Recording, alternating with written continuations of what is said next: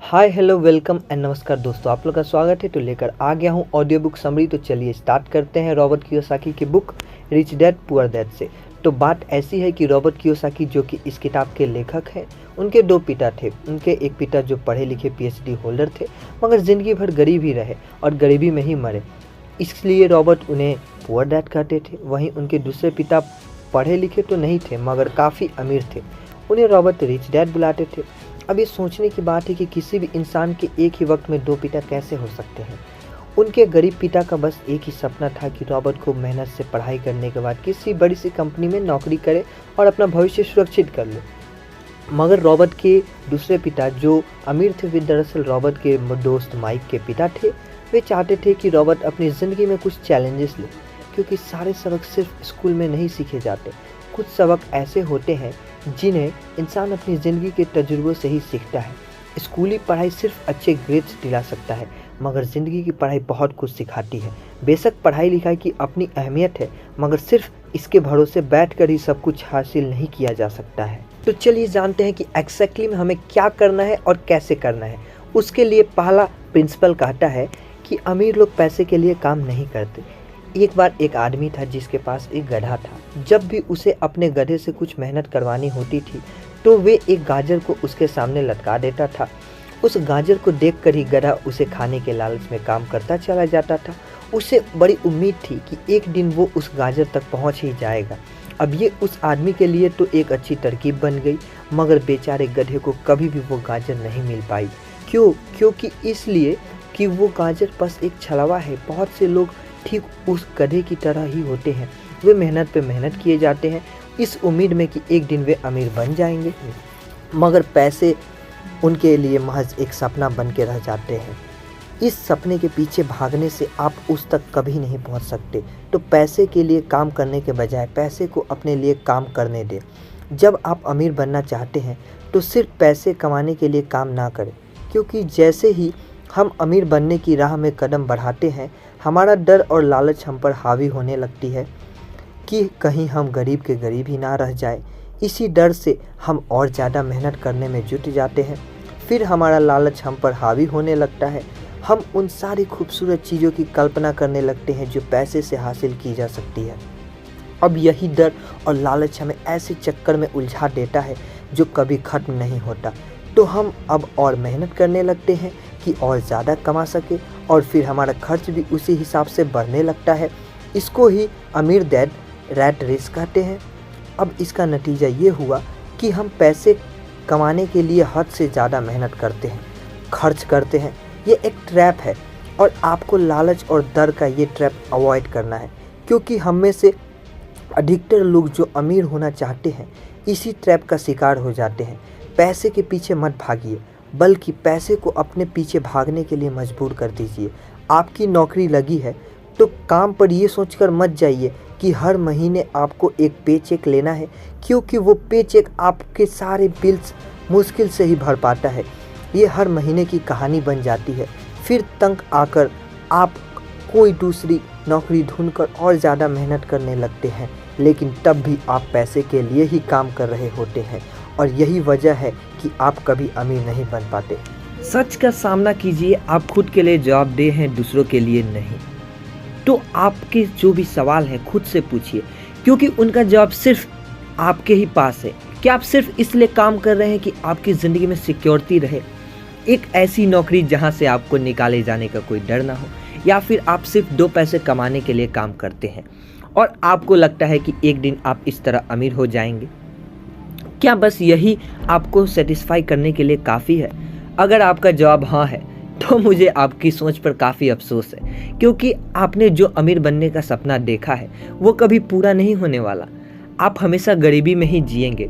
लेकिन अगर आपका जवाब ना है तो आपका पहला कदम ये होगा कि सबसे पहले आप अपने मन से डर हटा दीजिए, क्योंकि ज़्यादा पैसा ना कमा पाने का डर और लालच ही आपको बगैर सोचे समझे काम करने के लिए मजबूर करता है, और हमारा यही कदम हमें नाकामयाबी की तरफ धकेलता है। बेशक हम सब के अंदर डर और चाहत की भावना होती है, लेकिन उन्हें खुद पर इतना हावी ना होने दे कि हम उनके बस में होकर उल्टे सीधे फैसले लेने लगे। बेहतर होगा कि हम जो भी करें पहले उसके बारे में खूब सोच ले। हमेशा दिल से नहीं बल्कि दिमाग से काम ले। हर सुबह अपने आप से पूछिए, क्या आप उतना कर पा रहे हैं जितना कि आपको करना चाहिए? क्या आप अपनी पोटेंशियल का पूरा इस्तेमाल कर पा रहे हैं? आम लोगों की तरह सोचना छोड़ दीजिए, जो काम सिर्फ और सिर्फ पैसे के लिए करते हैं। ये सोचना छोड़ दीजिए, मेरा बॉस कम पैसा देता है, मुझे ज़्यादा मिलना चाहिए, मैं इससे ज़्यादा कमा सकता हूँ। याद रखिए, आपकी परेशानियों के लिए सिर्फ आप जिम्मेदार हैं और कोई नहीं। बॉस आपकी सैलरी नहीं बढ़ाता तो उसे इल्ज़ाम मत दीजिए, टैक्स को इल्ज़ाम मत दीजिए। जब आप खुद की समस्याओं की जिम्मेदारी लेते हैं तब सिर्फ आप ही उसका हल निकाल सकते हैं।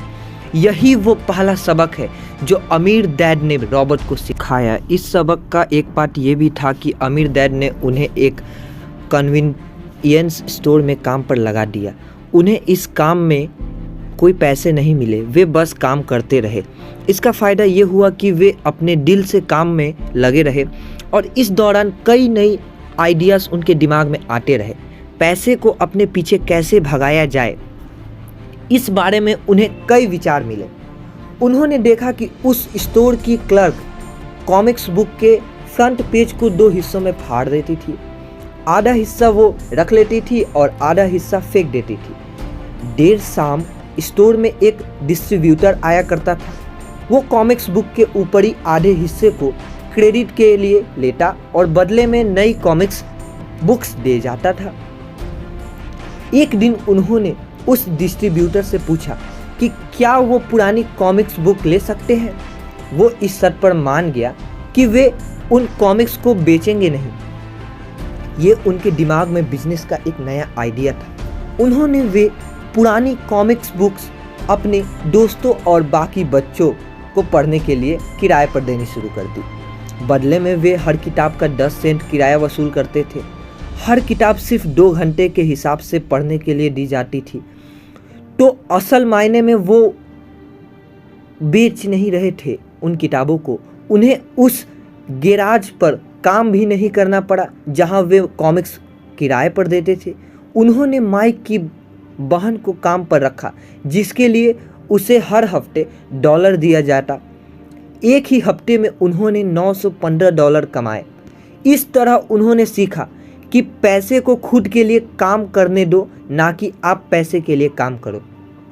सबक 2, फिनेंशियल लिटरेसी क्या सिखाई जाए। 1923 में एजवाटर बीच होटल शिकागो में एक मीटिंग हुई। दुनिया के बहुत से लीडर और बेहद अमीर बिजनेसमैन इस मीटिंग का हिस्सा बने। इनमें से थे एक बहुत बड़ी स्टील कंपनी के मालिक चार्ल्स शवाब और सैमुअल इनसुल, उस वक्त की लार्जेस्ट यूनिवर्सिटी प्रेसिडेंट और बाकी कई और बड़े बिजनेस। इस मार्केटिंग के 25 साल बाद उनमें से कई लोग गरीबी में मरे, कुछ ने खुदकुशी कर ली थी और कईयों ने तो अपना दिमाग संतुलन खो दिया था। असल बात तो ये है कि लोग पैसे कमाने में इतने मशगूल हो जाते हैं कि वो ये खास बात सीखना भूल जाते हैं कि पैसे को रखा कैसे जाए। आप चाहे जितना मर्जी पैसा कमा ले, उसे बनाए रखना असली बात है। और अगर ये हुनर आपने सीख लिया तो आप किसी भी आड़े टेढ़े हालात का सामना आसानी से कर लेंगे। लॉटरी में मिलियन जीतने वाले लोग कुछ सालों तो मज़े से जीते हैं, मगर फिर वापस उसी पुरानी हालात में पहुंच जाते हैं। अधिकतर लोगों के ये सवाल होते हैं कि अमीर कैसे बने या अमीर बनने के लिए क्या करें। इन सवालों के जवाब से अधिकतर लोगों को निराशा ही होती है, मगर इसका सही जवाब होगा कि पहले आप फाइनेंशियली लिटरेट बनना सीखिए। देखिए, अगर आपको एम्पायर स्टेट बिल्डिंग खड़ी करनी है तो सबसे पहले आपको एक गहरा गड्ढा खोदना पड़ेगा, फिर उसके लिए एक मजबूत नींव रखनी पड़ेगी। लेकिन अगर आपको एक छोटा सा घर बनाना है तो 6 इंच कंक्रीट स्लैब डालकर भी आपका काम चल जाएगा। मगर अफसोस तो इसी बात का है कि हम में से ज़्यादातर लोग 6 इंच स्लैब पर एक एम्पायर स्टेट बिल्डिंग खड़ी करना चाहते हैं और वे ऐसा करते भी हैं, तो जाहिर है कि बिल्डिंग टूटेगी ही टूटेगी। गरीब डैड रॉबर्ट से बस यही चाहते थे कि वे खूब पढ़ाई करे, लेकिन अमीर डैड उसे फाइनेंशियली लिटरेट बनाना चाहते थे। ज़्यादातर स्कूल सिस्टम बस घर बनाना सिखाते हैं, मजबूत फाउंडेशन नहीं। स्कूली शिक्षा और पढ़ाई की अपनी अहमियत है, मगर असल ज़िंदगी में ये ही सब कुछ नहीं है। लाइबिलिटी और एसेट्स के बीच फ़र्क समझे और एसेट्स खरीदे। सुनने में बड़ी आसान बात लगती है, लेकिन यही एक रूल है जो आपको अमीर बनाने में मदद करेगा। अक्सर गरीब और मिडिल क्लास लोग लाइबिलिटीज़ को एसेट्स समझ लेते हैं, मगर अमीर जानता है कि असल में एसेट्स होते क्या हैं और वो वही खरीदता है। अमीर डैड किस प्रिंसिपल में यकीन रखते हैं, यानी कि KISS, किस, कीप इट सिंपल स्टूपिड। उन्होंने लेखक और उसके दोस्त माइक को यही सिंपल बात सिखाई, जिसकी बदौलत वे इतनी मजबूत फाउंडेशन रखने में कामयाब रहे। इस सीख की यही सिंपल बात है कि लाइबिलिटीज़ और एसेट्स के बीच फ़र्क समझे और एसेट्स खरीदे। लेकिन अगर ये इतना ही सिंपल है तो हर आदमी अमीर होता है ना, मगर यहाँ मामला उल्टा है। ये दरअसल इतना सिंपल है कि हर कोई इस बारे में सोचता तक नहीं है। लोगों को लगता है कि उन्हें लाइबिलिटीज़ और एसेट्स के बीच फ़र्क पता है, मगर उन्हें सिर्फ लिटरेसी के बारे में मालूम है, फाइनेंशियल लिटरेसी के बारे में नहीं। PDF में कुछ ड्राइंग्स दी गई है जिसकी मदद से अमीर डैड ने एसेट्स और लाइबिलिटीज़ के बीच में फ़र्क समझाया। एसेट्स का कुछ कैश फ्लो इस प्रकार होता है: income statement, balance sheet. Income statement और प्रॉफिट और लॉस का स्टेटमेंट मानकर चलना चाहिए। इसका सिंपल सा मतलब है इनकम की आपके पास कितना पैसा आया, और एक्सपेंस है कि आपके पास कितना पैसा खर्च हुआ। बैलेंस शीट एसेट्स और लाइबिलिटीज़ के बीच बैलेंस बताती है। बहुत से पढ़े लिखे अकाउंटेंट को भी नहीं पता होता है कि आखिर बैलेंस शीट और इनकम स्टेटमेंट कैसे एक दूसरे से जुड़े हैं। लाइबिलिटीज़ में कैश फ्लो कुछ ऐसा होगा: इनकम स्टेटमेंट, बैलेंस शीट। अब ये चार्ट देखने में बहुत सिंपल है, इसे आसानी से लोगों को समझाया जा सकता है। एसेट्स वे चीज़ें होती है जो आपके लिए पैसे कमाने का काम करती है। मान लो आप कोई घर खरीद कर उसे किराए पर देते हैं, तो उसी किराए से आप वो लोन भी चुका सकते हैं जो आपने घर खरीदने के लिए लगाया था। अब घर भी आपका हुआ और उससे मिलने वाला किराया भी। इसके उलट लाइबिलिटीज़ आपकी जेब से पैसे खर्च करवाती है, जैसे कि घर खरीद कर उसमें रहने से आपको कोई किराया नहीं मिलने वाला। तो अब आप समझ गए होंगे कि अगर अमीर बनना है तो एसेट्स खरीदिए और गरीब ही रहना है तो लाइबिलिटीज़। अमीर लोगों के पास ज़्यादा पैसा इसलिए होता है कि वे इस प्रिंसिपल पर यकीन करते हैं, वहीं दूसरी तरफ गरीब लोग इस प्रिंसिपल को ठीक से समझ ही नहीं पाते। इसलिए इस बात पर जोर दिया जा रहा है कि सिर्फ लिटरेट नहीं बल्कि फाइनेंशियल लिटरेट बनिए। सिर्फ नंबर से कुछ नहीं होता। फ़र्क तो तब पड़ता है जब आप अपनी कहानी खुद लिखें। अधिकतर परिवारों में ये देखा गया है कि जो मेहनती होते हैं उसके पास पैसे भी ज़्यादा होते हैं, मगर उसका फ़ायदा क्या जब सारा पैसा लाइबिलिटीज़ में ही खर्च हो जाए। अब देखिए, ये एक मिडिल क्लास कैश फ्लो है। इनकम स्टेटमेंट, बैलेंस शीट, ये चार्ट दिखाता है कि मिडिल क्लास आदमी अपना पैसा किस तरह खर्च करता है, और अगर यही उनका तरीका रहता है तो सारी ज़िंदगी वे मिडिल क्लास ही बनकर रहते हैं, या क्या पता उससे भी नीचे चले जाएं, क्योंकि आप देख सकते हैं कि उनका सारा पैसा लाइबिलिटीज़ में ही खर्च हो रहा है। कभी मॉर्टगेज, कभी rent, car loan, house loan, credit card bill, fees और भी ना जाने क्या क्या, उनकी सारी कमाई इसमें खर्च हो जाती है। दूसरी ओर गरीब लोग जिनकी लाइबिलिटीज़ तो नहीं है मगर उनके कोई एसेट्स भी नहीं होते, वे भी पैसा कमाते हैं, सैलरी पाते हैं, मगर हर रोज़ के खर्चों में उनका सारा पैसा उड़ जाता है। माना एक गरीब आदमी $1000 कमाता है, उसमें से $300 वो अपने छोटे से घर में किराए में खर्चता है, $200 उसके आने जाने का किराया, $200 टैक्स और $200 खाने और कपड़ों में खर्च हो जाता है। अब उसके पास बचा क्या? कुछ भी नहीं, और कुछ कभी कभी तो उधार लेकर काम चलाना पड़ता है, जिससे वो और गरीब हो जाता है। इसके उलट अमीर एसेट्स खरीद कर रखते हैं, फिर उनके वो एसेट्स उन्हें और पैसा कमा कर देते हैं, उनकी कमाई इसी तरह 2 से 4, 4 से 8 होती जाती है। अधिकतर अमीर लोग दिमाग से काम लेते हैं। वे घर लोन पर लेकर उसे किराए पर लगा देते हैं। बिना मेहनत के हर महीने किराया मिलता है, जिससे वे अपना लोन भी चुका कर लेते हैं। मानिए कि लोन की इंस्टॉलमेंट $1 है, तो अपने घर का $2 किराया वसूल करेंगे। डॉलर बैंक को देंगे, डॉलर अपनी जेब में। तो हो गया ना ये बिना मेहनत के पैसा कमाना। तो असल में अमीर डैड और गरीब डैड के बीच बस सोच का फासला है। अपना पैसा कैसे खर्चे, सिर्फ यही मुद्दे की बात है और कुछ नहीं। 1960 यानी कि 1960 के दिनों में अगर बच्चों से पूछा जाता था कि वे बड़े होकर क्या बनेंगे, तो सबके पास यही जवाब होता था कि वे अच्छे ग्रेड्स लाएंगे और डॉक्टर बनेंगे। तब सबको यही लगता था कि अच्छे ग्रेड्स लेकर वे बहुत पैसा कमा सकेंगे। हालांकि उनमें से बहुत बच्चे आज बड़े होकर डॉक्टर बन चुके हैं। बावजूद इसके इनमें से काफ़ी लोग आज भी फाइनेंशियली स्ट्रगल करते नज़र आएंगे, क्योंकि उन्हें हमेशा यही लगा कि ज़्यादा पैसा कमाने से उनकी सारी परेशानियां दूर हो जाएंगी। मगर आज के दौर में ऐसा नहीं है। आज बहुत से बच्चे फेमस एथलीट बनना चाहते हैं, या फिर CEO, या फिर कोई मूवी स्टार या रॉक स्टार, क्योंकि उन्हें पता है कि सिर्फ अच्छी पढ़ाई और अच्छे ग्रेड के भरोसे बैठकर वे करियर में सक्सेस नहीं पा सकते। आजकल फाइनेंशियल नाइटमेयर बहुत आम हो गया है। अक्सर एक शादीशुदा जोड़े ये सोचते हैं कि उनकी सैलरी अब डबल हो जाएगी, क्योंकि दोनों जने कमा रहे हैं। एक छोटे से घर में रहते हुए वे अब बड़े घर के सपने देखते हैं, इसलिए वे पैसा बचाना शुरू कर देते हैं, जिसकी वजह से उनका सारा ध्यान सिर्फ अपना कैरियर बनाने पर होता है।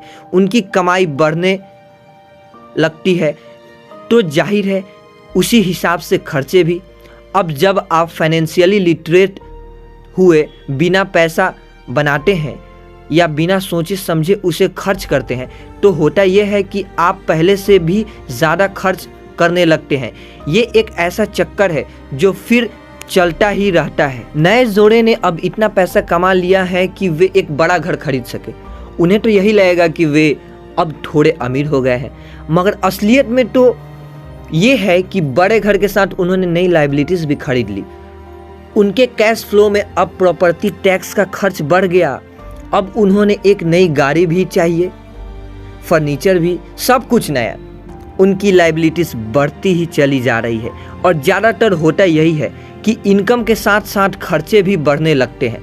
फिर एक दिन अचानक इस सच्चाई का खुलासा होता है, मगर तब तक हम इस रेट रेस में बुरी तरह फंस चुके होते हैं। फिर ऐसे ही लोग हमारे लेखक रॉबर्ट के पास आकर पूछते हैं कि अमीर कैसे बना जाए। अब यही सवाल तो मुसीबत की जड़ है, क्योंकि सबको लगता है कि पैसे ही हर चीज़ का इलाज है। ये मानना ही एक बड़ी गलती है। उनकी समस्या ये नहीं है कि वे ज़्यादा नहीं कमा रहे, बल्कि ये है कि जो कुछ उनके पास है उसे हैंडल कैसे करें। एक कहावत है जो लोग यहाँ पर लागू होता है, जब तुम खुद को एक गहरे गड्ढे में पाओ तो और खोदना छोड़ दो। क्यों ज़्यादातर लोग पब्लिक स्पीकिंग से घबराते हैं? मनोचिकित्सकों का मानना है कि लोग इसलिए घबराते हैं क्योंकि उन्हें रिजेक्शन का डर होता है, औरों से अलग होने का भय होता है। लोग हमारे बारे में क्या सोचेंगे या हम पर कहीं हंस ना दे, यही सोचकर अधिकांश लोग पब्लिक स्पीकिंग से दूर भागते हैं। वे वही करना पसंद करते हैं जो सब कर रहे होते हैं। वे खुद को भीड़ का हिस्सा बनाकर संतुष्ट हो जाते हैं। आपका घर आपका सबसे बड़ा एसेट है। लोन लीजिए, अब प्रमोशन हो गया है, अब सैलरी बढ़ गई है तो नया घर लो। यही सब बातें हम लोगों से सुनते रहते हैं और फिर हम भी उसी रास्ते पर चल पड़ते हैं, क्योंकि जो सब कर रहे हैं वो जरूर सही होगा, है कि नहीं? मगर नहीं, ऐसा बिल्कुल नहीं है। अमीर डैड ने कहा था कि जापानीज लोग 3 चीज़ों की ताकत जानते थे: तलवार, कीमती जवाहरात और शीशा। तलवार बाजुओं की ताकत का प्रतीक है, कीमती जवाहरात पैसे की ताकत का, और शीशा खुद के अंदर छुपी हुई ताकत को दिखाता है, और वही हमारी सबसे बड़ी ताकत है। जब आप खुद को जानते हो, शीशे के सामने अगर आप खुद से सवाल पूछ सकते हो कि मैं सही हूं या मुझे भी भीड़ का हिस्सा बनकर रहना चाहिए, तो जो जवाब आपको मिलेगा वही आपकी असली ताकत है। गरीब और मिडिल क्लास खुद को पैसे का गुलाम बनने देते हैं, इसलिए वे कभी अमीर नहीं बन पाते। 16 साल का रॉबर्ट और माइक दोनों रिच डैड के साथ हर उस मीटिंग में जाया करते थे जो वे अकाउंटेंट, मैनेजर्स, इन्वेस्टर और एम्प्लॉइयों के साथ रखा करते। यहाँ एक ऐसे अमीर डैड देखने को मिलते हैं जो पढ़े लिखे नहीं हैं, जिन्होंने 13 साल में ही स्कूल छोड़ दिया था, मगर आज वो मीटिंग्स रखते हैं, अपने नीचे काम करने वाले पढ़े लिखे लोगों को ऑर्डर देते हैं, उन्हें बिजनेस के टिप्स समझाते हैं। एक ऐसा इंसान जो भीड़ का हिस्सा नहीं बना, जिसने रिस्क लिया और जिसने लोगों की परवाह नहीं की, जिसे ये डर नहीं था कि लोग उसके बारे में क्या सोचेंगे। इन मीटिंग्स का नतीजा ये हुआ कि लेखक और उनके दोस्त दोनों ही स्कूली पढ़ाई में मन नहीं लगा पाए। जब भी उनकी टीचर कोई काम देती थी, उन्हें रूल्स के हिसाब से करना होता था। उन्हें एहसास हुआ कि स्कूली पढ़ाई किस तरह से बच्चों की प्रतिभा को निखरने नहीं देती, उनकी क्रिएटिविटी को मारकर उन्हें एक सांचे में ढालकर इस समाज का एक मशीनी हिस्सा भर बना देती है। और उन्हें टीचर की इस बात से भी इनकार था कि अच्छे ग्रेड्स लाकर ही सक्सेसफुल और अमीर बना जा सकता है।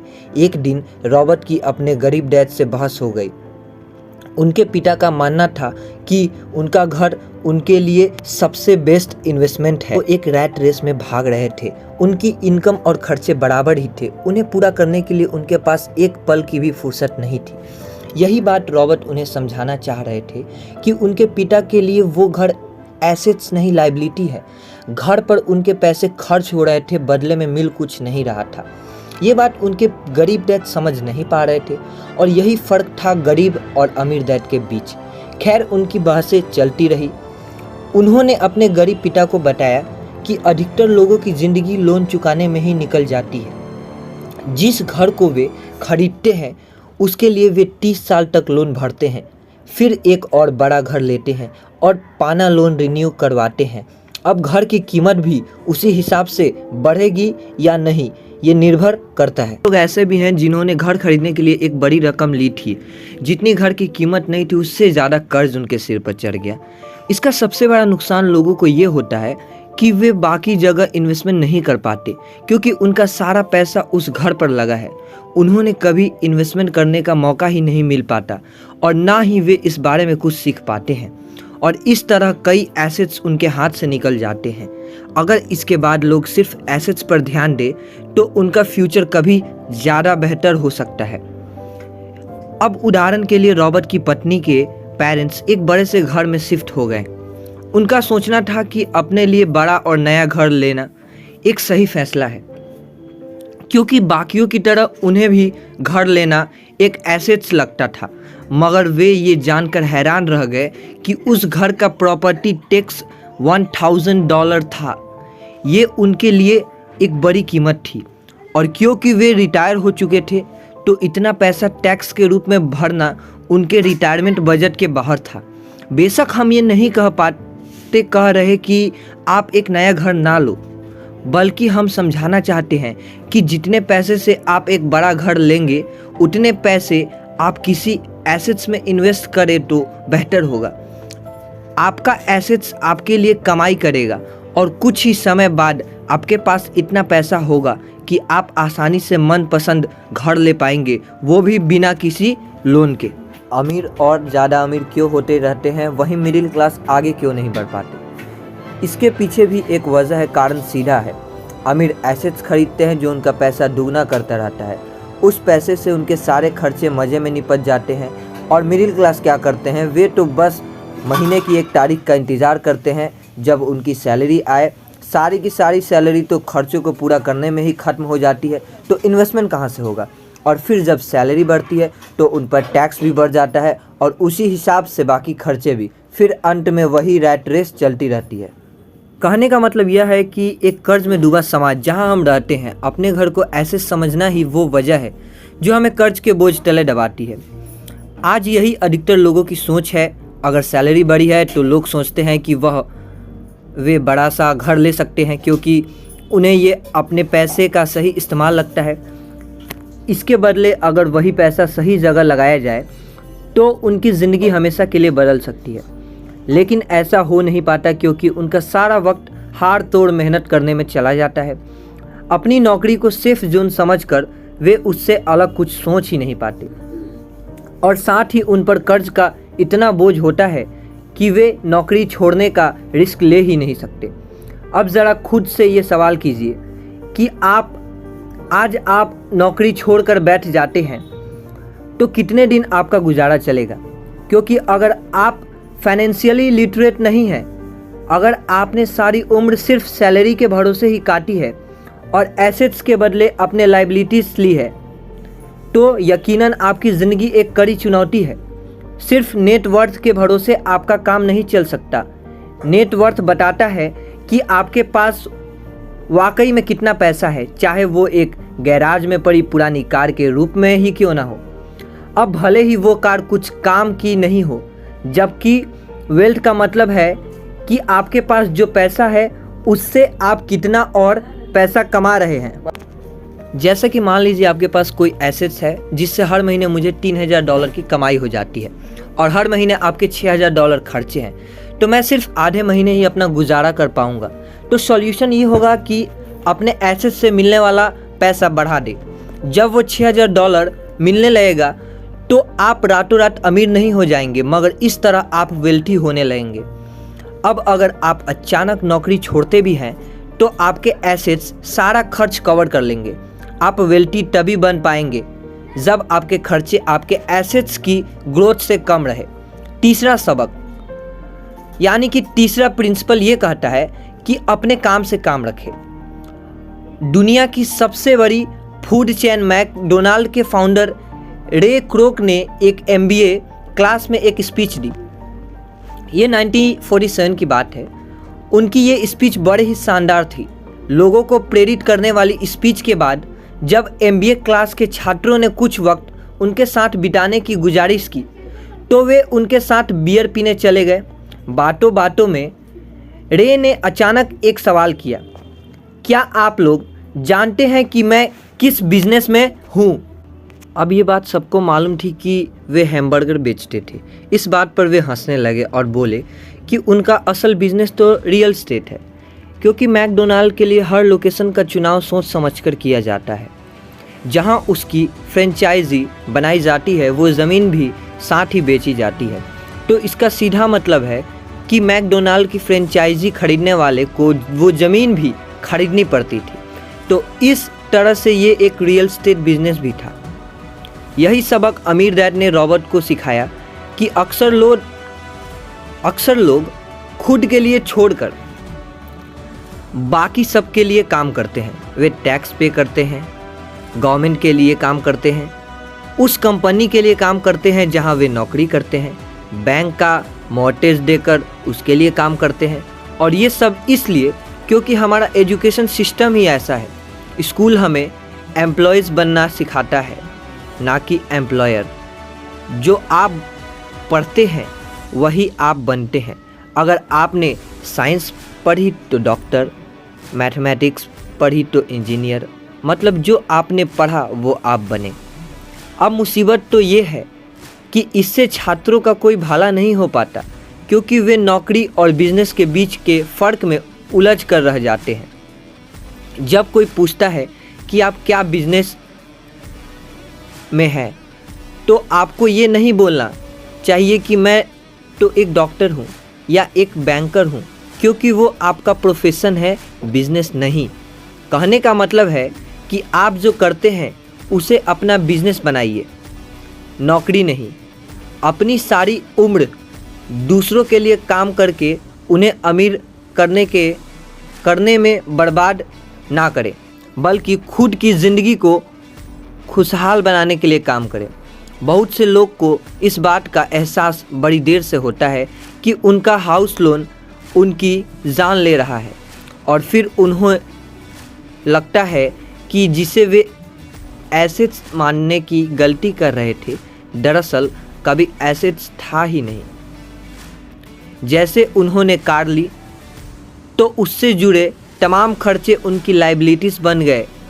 उन्हें पूरा करने के लिए नौकरी ज़रूरी है, और अगर कभी वो सेफ जॉब उनके हाथों से निकल गई तो उनकी मुसीबतें शुरू हो जाती है।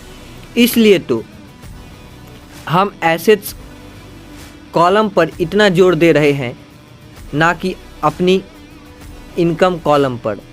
और फाइनेंशियली सिक्योर होना का यही तरीका है। आप कितने अमीर हैं ये जानने का सही तरीका नेट वर्थ इसलिए नहीं है क्योंकि जब भी आप अपने एसेट्स बेचते हैं तो उन पर भी टैक्स लगता है। आपको उतना पैसा नहीं मिलता जितना कि आप सोचते हैं। आपके बैलेंस शीट के हिसाब से आपको जितना भी पैसा मिलेगा उस पर भी आपको टैक्स देना पड़ेगा। जो आप कर रहे हैं उसे एकदम मत छोड़िए। ये किताब आपको कभी भी ये सलाह नहीं देगी। अपनी नौकरी करते रहिए पर साथ ही एसेट्स भी जमा कीजिए। और एसेट्स से मेरा मतलब है सही और असली मायने में एसेट्स।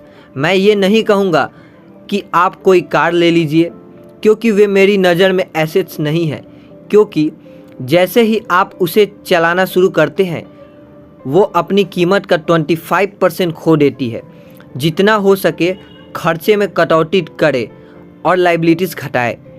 अब किस तरह के एसेट्स खरीदने चाहिए, यहाँ हम आपको कुछ उदाहरण देते हैं। बिजनेस जहाँ आपकी मौजूदगी ज़रूरी ना हो, जो दूसरे लोग आपके लिए चलाए, क्योंकि आप वहाँ ज़्यादा वक्त देंगे तो वो बिज़नेस नहीं नौकरी होगी। रियल एस्टेट में पैसा लगाएं, स्टॉक और ब्रांड खरीदें। जब एसेट खरीदे तो अपनी पसंद की चीज़ों पर पैसा लगाएं, क्योंकि आपका मन होगा तभी आप उसमें ध्यान दे पाएंगे। अगर उसमें आपकी रुचि होगी तो आप उसे बेहतर समझ पाएंगे।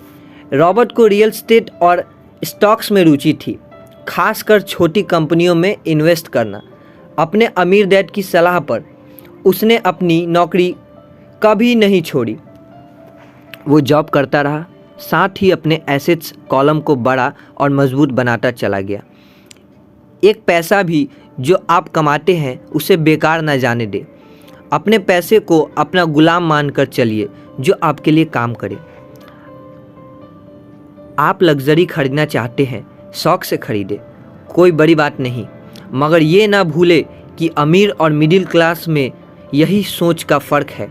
जहां मिडिल क्लास पैसा आते ही पहले लग्जरी में खर्च करेगा, वहीं अमीर आदमी उसे अंत में खरीदेगा। इतना समझ लेने के बाद अब अगले चैप्टर में आप अमीर लोग के सबसे बड़े सीक्रेट के बारे में जानेंगे। अब पांचवा प्रिंसिपल ये कहता है कि अमीर पैसा इन्वेस्ट करते हैं। अलेक्जेंडर ग्रैहम बेल ने टेलीफोन इन्वेस्ट करने के बाद उसे पेटेंट कर दिया था। इनका बिजनेस बड़ा और संभालने में मुश्किल होने लगी तो वे वेस्टर्न यूनियन गए और उन्हें अपना पेटेंट और छोटी सी कंपनी $1 लाख में बेचने की पेशकश की। उस वक्त के वेस्टर्न यूनियन के प्रेसिडेंट ने पेशकश ठुकरा दी। उन्हें ये दाम कुछ ज़्यादा लग रहे थे और फिर उसके बाद एक बड़ी कंपनी AT&T का जन्म हुआ। रॉबर्ट 1984 यानी कि 1984 से प्रोफेशनल तौर पर पढ़ा रहे थे। एक चीज़ जो हजारों लोगों को पढ़ाने के बाद उन्होंने जानी वो ये कि उन सब लोगों में पोटेंशियल था, बल्कि हर एक इंसान में पोटेंशियल है जो हमें महान बना सकती है। इसके बावजूद जो हमें रोकता है वो है खुद पर डाउन रखना, यानी कि खुद पर डाउट रखना। स्कूल छोड़ने के बाद हमें पता चलता है कि ज़िंदगी में आगे बढ़ने के लिए सिर्फ ग्रेड्स ही काफ़ी नहीं होते। जैसे सिर्फ स्मार्ट लोग ही आगे नहीं बढ़ते, बल्कि वे बढ़ते हैं जो बोल्ड भी होते हैं। ये सच है कि फाइनेंशियल जीनियस होने के लिए इसकी नॉलेज भी होनी चाहिए, मगर साथ ही हिम्मत और बोलनेस भी चाहिए। ज़्यादातर लोग पैसे के मामले में कोई रिस्क नहीं लेना चाहते। मगर अमीर होने के लिए आपको रिस्क लेने ही पड़ेंगे, क्योंकि हो सकता है आने वाले सालों में एक नया बिल गेट्स पैदा हो या अगला अलेक्जेंडर ग्राहम बेल और बाकी शायद दिवालिया बनकर गरीब ही रहे। अब ये आपकी मर्जी है इनमें से क्या बनना है आपको। अगर आप अपना फाइनेंशियल आईक्यू बढ़ाते हैं तो बहुत कुछ हासिल कर सकते हैं, और अगर नहीं तो आने वाले साल और भी डरावने हो सकते हैं, क्योंकि हर पुराना जाता है तो नया आता है। तो जो आज है वही सबसे खुशहाल वक्त है। आज के दौर में लोग ज़्यादातर फाइनेंशियली स्ट्रगल कर रहे हैं क्योंकि उनकी सोच अभी भी पुरानी है। फिर वे अपनी गलती ना मानकर या तो अपने बॉस को इल्ज़ाम देंगे या नई टेक्नोलॉजी को। जो कभी कल के दौर में एसेट्स था वही आज लायबिलिटी बन चुका है। तो आपको अपडेट रहने की ज़रूरत है। रॉबर्ट ने एक गेम डिज़ाइन किया है जिसे वे कैश फ्लो कहते हैं। ये लोगों को सिखाता है कि पैसा कैसे काम करता है, अमीर बनने की राह क्या है और रैट रेस से बाहर कैसे निकले। ये सारी चीज़ें इस गेम से समझाने की कोशिश की गई। एक दिन एक औरत आई। गेम खेलने के दौरान उसने एक बोट कार्ड जीता, जिसका मतलब था कि उसने एक गेम में एक बोट जीता। वो औरत बड़ी खुश हुई, मगर जब उसे पता चला कि बोट लेने के लिए उसे एक बड़ी रकम टैक्स के रूप में भरनी होगी तो उसकी खुशी गायब हो गई। वो बोट उसके लिए अब एसेट्स नहीं बल्कि लायबिलिटी बन गई। उसे अब पता चला कि ऐसे तो ये बोट उसकी जान ही ले लेगी। उसे ये आइडिया समझ नहीं आया और रिफंड की मांग की। उसे उसके पैसे वापस मिल गए और वो चली गई। मगर बाद में उसने फ़ोन करके बताया कि उसे अब गेम का आइडिया कुछ समझ आने लगा था। वो उस गेम को अपनी लाइफ के साथ जोड़कर देख पा रही थी। पैसा कैसे काम करता है इस बात को समझ न पाने की वजह से उसका गुस्सा जायज़ था। हम भी अक्सर यही करते हैं, जो बात हमारी समझ से परे होती है उस पर हमें गुस्सा आता है और हम जिंदगी की हर परेशानी के लिए उसे ब्लेम करना शुरू कर देते हैं। मगर अगर ठंडे दिमाग से सोचो तो ये तरीका एकदम गलत होगा। बेहतर होगा कि हम उन्हें समझने की कोशिश करें तो गेम ऑफ लाइफ जीत सकते हैं। बहुत सारे लोग कैश फ्लो गेम में खूब पैसा जीतते हैं, फिर उन्हें समझ नहीं आता कि उस पैसे का क्या करें तो वे हारने लगते हैं। इसकी वजह है उनकी पुरानी सोच जो आगे नहीं बढ़ने देती, और फिर वे बाद में सारा पैसा ही हार बैठते हैं। कुछ लोग कहते हैं कि वे हार गए क्योंकि उनके पास सही पत्ते नहीं थे। बहुत से लोग इसी तरह ज़िंदगी में सही मौका की तलाश में बैठे रहते हैं। कुछ लोगों को तो सही मौका मिलता भी है तो उसका फ़ायदा नहीं उठा पाते क्योंकि वे कहेंगे कि उनके पास पैसा ही नहीं था। अब कुछ ऐसे भी होते हैं जिन्हें पैसा और मौका दोनों मिले फिर भी वे कुछ हासिल नहीं कर पाए, क्योंकि दरअसल वे समझ ही नहीं पाए कि ये एक अपॉर्चुनिटी है। फाइनेंशियली इंटेलिजेंट का मतलब है कि आप पैसे को लेकर कितने क्रिएटिव हो सकते हैं। अगर आपको मौका मिलता है तो बगैर पैसे के आप क्या करेंगे, और अगर पैसा है मगर मौका नहीं तो उस सूरत में आप क्या करेंगे।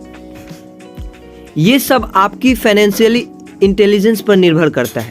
ज़्यादातर लोग इस बात का एक ही सॉल्यूशन जानते हैं कि खूब मेहनत करके खूब पैसा कमाया जाए, लेकिन आपको सीखना है कि अपने लिए मौका कैसे पैदा किया जाए, ना कि उसके इंतज़ार में बैठे रहें।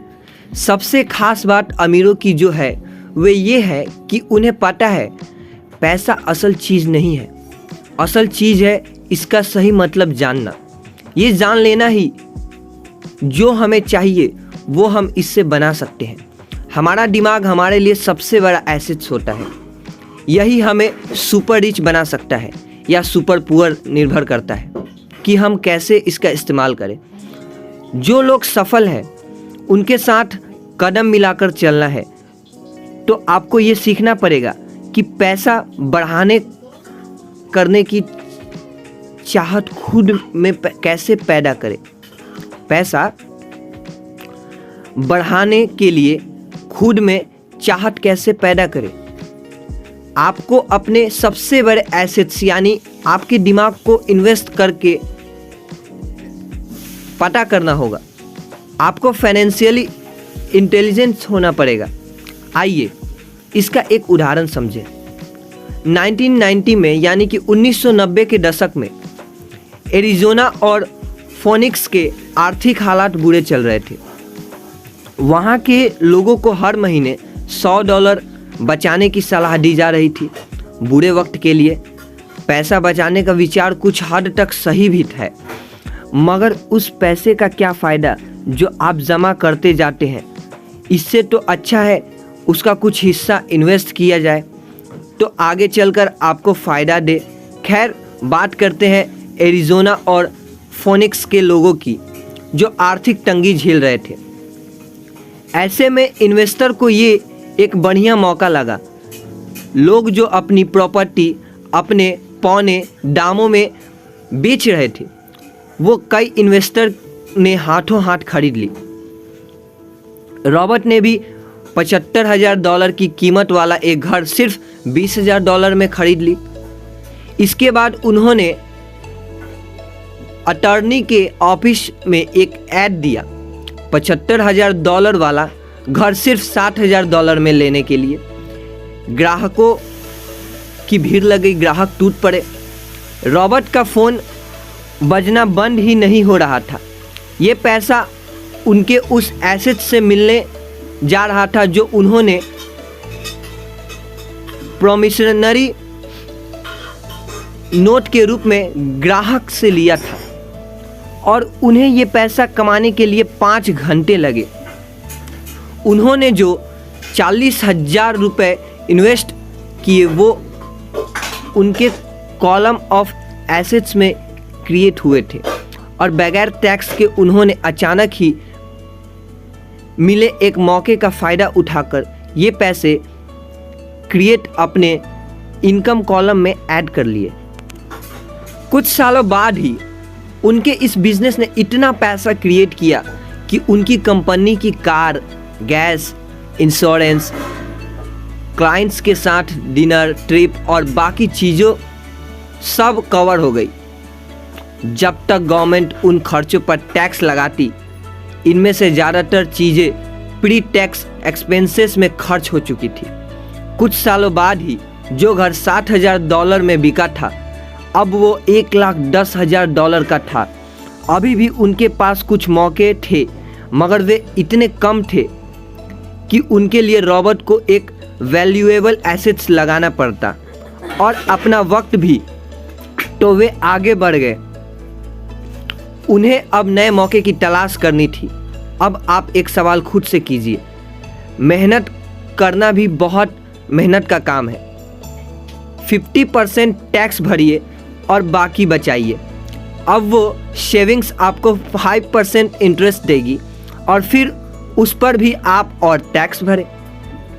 इससे तो अच्छा होगा कि आप पैसा और टाइम अपने सबसे पावरफुल एसेट्स यानी अपने दिमाग पर इन्वेस्ट करें और फाइनेंशियली इंटेलिजेंट बने।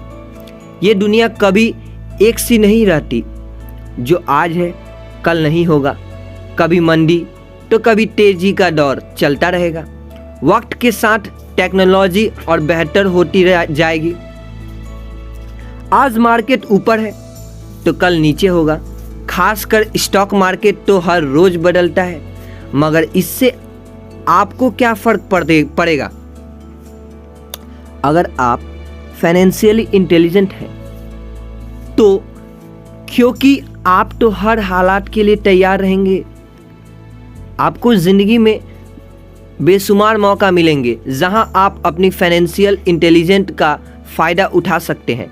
ज़रूरत है तो बस उस मौके को लपकने की, यानी मौका मिलते ही उसे लपक लेना, उसे हाथ से जाने मत देना। अमूमन हम 2 तरह के इन्वेस्टर देख सकते हैं। पहले वो जो पैकेट इन्वेस्टमेंट खरीदते हैं और ये काफ़ी आसान और बगैर झंझट का काम है। दूसरे इन्वेस्टर अपने लिए खुद ही इन्वेस्टमेंट क्रिएट करते हैं। इनको आप प्रोफेशनल भी कह सकते हैं। जितना ये इन्वेस्ट करते हैं उससे कई गुना ज़्यादा पैसा बना लेते हैं। अब अगर आप इस तरह के इन्वेस्टर बनना चाहते हैं तो आपको खास तौर पर इन 3 स्किल्स को समझने की ज़रूरत है। पहली, ऐसी अपॉर्चुनिटी ढूंढिए जो बाकी ना ढूंढ सकते हैं या ढूंढ सके हो। याद रहे, आपका दिमाग वो देख सकता है जो बाकियों की आंखें भी ना देख पाए। दूसरा, पैसा बढ़ाइए। जब पैसे की ज़रूरत पड़े, मिडिल क्लास केवल बैंक जाता है, मगर दूसरे टाइप के इन्वेस्टर पैसा बढ़ाकर कैपिटल रेज करते हैं। उन्हें हमेशा बैंक की ज़रूरत नहीं पड़ती। तीसरा, स्मार्ट लोगों को ऑर्गेनाइज कीजिए। इंटेलिजेंट लोग वे होते हैं जो अपने से ज़्यादा स्मार्ट लोगों के साथ मिलकर काम करते हैं। इसलिए इन्वेस्ट करने से पहले अपने इन्वेस्टमेंट एडवाइज़र को चुनें। मुझे मालूम है कि ये सब आपके लिए कुछ ज़्यादा है, मगर इसके रिवार्ड शानदार हैं। ज़िंदगी में रिस्क बहुत है, लेकिन उन्हें हैंडल करना सीख कर ही आप अमीर बन पाइएगा। अब 6th प्रिंसिपल ये कहता है कि सीखने के लिए काम करें, पैसे के लिए नहीं। एक बार एक जर्नलिस्ट ने रॉबर्ट का इंटरव्यू लिया था। रॉबर्ट उसके आर्टिकल पहले भी पढ़ चुके थे और उस जर्नलिस्ट के लिखने के स्टाइल से बेहद प्रभावित थे। इंटरव्यू जब पूरा हुआ तो उस जर्नलिस्ट ने रॉबर्ट को बताया कि वो एक मशहूर लेखिका बनकर उनकी ही तरह एक दिन फेमस होना चाहती है। रॉबर्ट ने उससे पूछा, तो ऐसा क्या है जो उसे मशहूर होने से रोक रहा है? इस सवाल के जवाब में उस जर्नलिस्ट ने कहा, उनकी जॉब आगे नहीं बढ़ पा रही। इस पर रॉबर्ट ने सुझाव दिया कि उस जर्नलिस्ट को कोई सेल्स क्लास ज्वाइन कर लेनी चाहिए। जर्नलिस्ट ने बताया कि उनकी एक दोस्त उन्हें पहले ही ये ऑफ़र दे चुकी है, मगर उन्हें ये छोटा काम लगता है। वे ये भूल गई थी कि रॉबर्ट खुद कभी सेल्स स्कूल जा चुके हैं। इस बात पर पॉइंट ये है कि अगर आपके पास कोई टैलेंट है जिसके दम पर आप कुछ पैसा कमाना चाहते हैं, तो आपका टैलेंट काफ़ी नहीं होगा, क्योंकि उस टैलेंट को कैसे भुनाया जाए, जब तक आप ये बात नहीं जानते, आपका टैलेंट यूं ही बेकार है। जब तक आप उसे लोगों के सामने पेश करने का हुनर नहीं सीख जाते, आप कुछ नहीं कमा सकते। तो बेचने की कला सीखने में कोई शर्म की बात नहीं है। किसी भी सेल्समैन को इसके लिए शर्मिंदा नहीं होना चाहिए। एक जो सबसे बड़ा फ़र्क अमीर डैड और गरीब डैड के बीच था, वो ये कि गरीब डैड हमेशा नौकरी की चिंता करते थे कि जॉब हमेशा सिक्योर रहे, क्योंकि एक सेफ जॉब ही उनके लिए सब कुछ थी। जबकि अमीर डैड हमेशा सिर्फ और सिर्फ कुछ सीखने पर जोर देते थे। अमीर बनने के लिए आपको बहुत कुछ सीखना पड़ेगा। इसके अलग पहलू को देखें तो स्कूल हमें रिवॉर्ड करते हैं किसी एक ही खास चीज़ में महारत के लिए। इसका एक उदाहरण देखिए, जब डॉक्टर मास्टर की डिग्री लेते हैं, उसके बाद किसी एक स्पेशल फील्ड में डॉक्टरेट करते हैं, जैसे कि पीडियाट्रिक या कुछ और, मतलब एक छोटे से विषय पर उन्हें बहुत पढ़ना पड़ता है उस फील्ड में महारत के लिए, और यही उनका रिवॉर्ड होता है।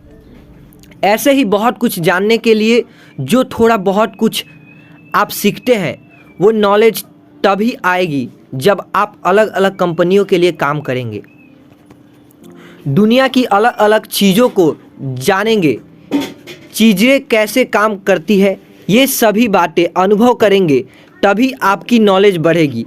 शायद यही वजह थी कि अमीर डैड छोटे रॉबर्ट और माइक को अपने साथ लेकर जाते थे जब वे अपने डॉक्टर, अकाउंटेंट्स, लॉयर या किसी प्रोफेशनल से मिलने जाते। जब रॉबर्ट ने मैरीन कॉर्प्स ज्वाइन करने के लिए अपनी हाई प्रोफाइल पेइंग जॉब छोड़ी, तो उसके गरीब मगर पढ़े लिखे पिता समझ नहीं पा रहे थे कि आखिर रॉबर्ट ने ऐसी शानदार नौकरी क्यों छोड़ी। वे एक तरह से इस फैसले से सख्त निराश हुए। रॉबर्ट ने उन्हें समझाने की हर मुमकिन कोशिश की कि उनका ऐसा करना क्यों ज़रूरी था, मगर उन्हें ये बात हजम नहीं हो रही थी। रॉबर्ट ने उन्हें कहा कि वे सीखना चाहते हैं कि खुले आसमान में कैसे उड़े। उन्हें जानना था कि वर्कर्स की टीम को कैसे हैंडल किया जाए। किसी भी कंपनी को अपने बलबूते पर चलाना कितना मुश्किल काम है, रॉबर्ट ये सब सीखना चाहते थे। वियतनाम से लौटने के बाद रॉबर्ट ने अपनी जॉब से रिजाइन कर दिया और जीरोक्स कॉर्प्स को ज्वाइन कर लिया। उन्हें ये नौकरी किसी फायदे के लिए नहीं चाहिए थी। वो इतने शर्मीले थे कि किसी को कुछ नहीं बेचने के ख्याल से ही उन्हें पसीना आ जाता, यानी किसी को भी कुछ भी बेचने के ख्याल से ही उन्हें पसीना आ जाता था। वो इतने शर्मीले थे। अपनी इसी कमी को दूर करने के लिए उन्होंने जीरोक्स के सेल्स ट्रेनिंग प्रोग्राम की शिक्षा ली। इसके बाद रॉबर्ट ने खुद अपनी कंपनी की शुरुआत की और अपना पहला शिपमेंट भेजा। वे अगर इसमें नाकामयाब रहते तो पक्का दिवालिया हो जाते, लेकिन उन्होंने ये रिस्क लिया और अपने अमीर डैड की सीख को याद रखा कि बेशक आप 30 की उम्र से पहले दिवालिया होने का रिस्क ले सकते हो, क्योंकि इस उम्र में आपको रिकवर होने का मौका भी मिल जाता है। ज़्यादातर एम्प्लॉय और वर्कर्स को इतना तो पे करते हैं कि वे काम छोड़कर ना जाए, और ज़्यादातर वर्कर्स भी जी फाड़ कर इसलिए मेहनत करते हैं कि वे काम से निकाले ना जाए। इसलिए तो उन्हें सिर्फ अपनी सैलरी और कंपनी से मिलने वाले फ़ायदों से ही मतलब होता है। इस सोच के साथ उनके कुछ साल तो बढ़िया गुजरते हैं, मगर ये लंबे समय तक काम नहीं करता। तो क्यों ना आप वो सब कुछ अभी सीखे जो आप सीखना चाहते हैं, इससे पहले कि आप कोई एक खास प्रोफेशन अपने लिए चुने, क्योंकि अगर एक बार आपने अपना प्रोफेशन चुन लिया तो आप हमेशा के लिए उसी से बंद कर रह जाएंगे।